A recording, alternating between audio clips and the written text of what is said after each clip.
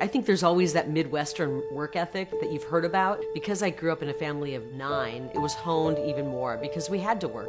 We were poor. My family was very poor. We didn't have food in the house. I lived off of a gravel road. We didn't even have a house number. A couple times a winter, we would wake up at like 6 a.m. and we would go out and have to split wood and cut wood in order to heat our home.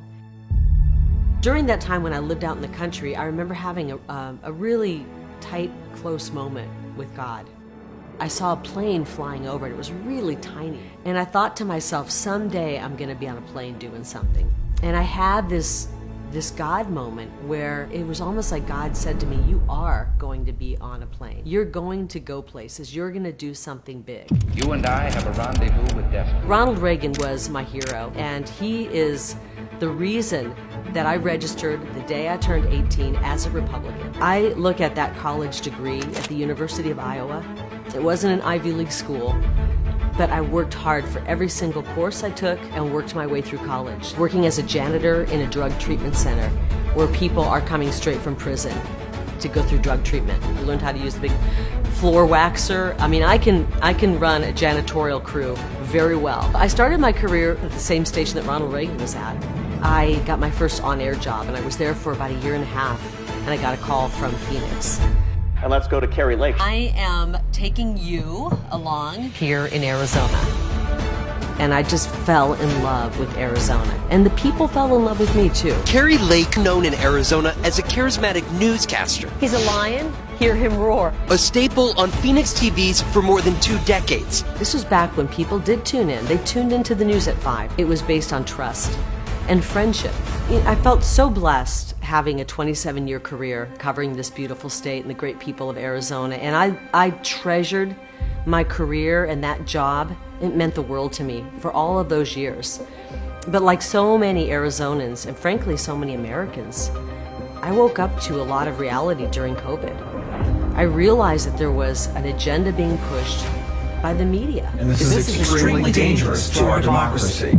And I didn't want to be part of that agenda. I know this job has gone from being a job I loved to feeling like it was unethical and biased to being completely immoral. The hang-up for me was walking away from a big salary. I remember sitting at my desk in my office, and I just was praying to God about it. And I took the Bible and I just opened it up. 1 Timothy chapter 6, verse 7. You bring nothing into this world and you take nothing out of this world.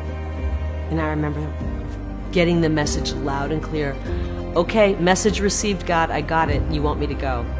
And right then and there, I decided I'm leaving my career. I don't like the direction it's going. And I wake up the next morning and my phone was practically hot to the touch. Many people said, you've given me the courage.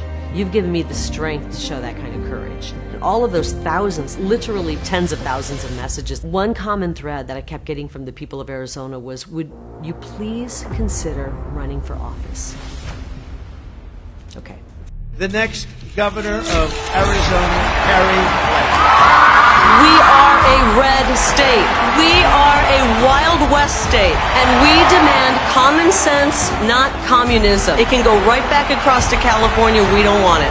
It's funny. I think that job, janitor, might be the job that prepares me most for politics. If you want to keep pushing propaganda, your days are numbered. Because the people don't like what you guys are peddling. I'm not afraid of the fake news. I'm not afraid of the globalists. It is no longer the party of warmongers. Wake up, Joe. We will rip them to shreds before they get their hands on our kids. We're going to lift everybody up. We will never stop fighting for the unborn. Kari Lake is strong. I'm not afraid of the cartels. Arizona, we got to save ourselves. Day 1, we declare an invasion on our southern border. There will be no mandates and no lockdowns to restore quality of life to Arizona.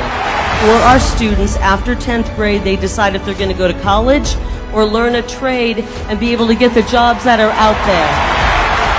I will be working for you. You will be the boss. Arizona, I love every one of you. God bless State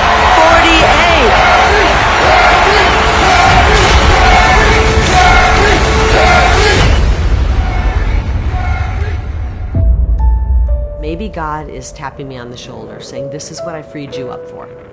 This is what I freed you up for. We can't wait to see what you do when you grow up. I'm gonna be just like you.